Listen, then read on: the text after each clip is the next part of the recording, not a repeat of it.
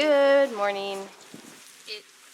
It's the 28th, and because of the storm coming through, we thought we'd stay an extra day here, and we are just at the tip of the storm, but it's very windy.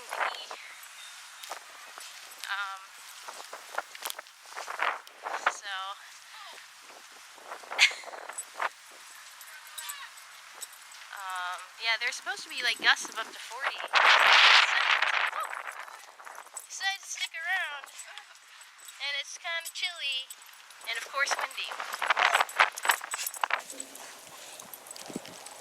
Get her, Hudson. That's a good boy.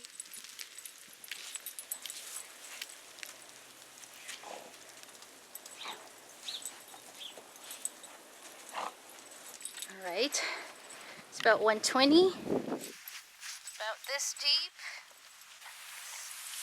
I don't know if you're going to be able to see.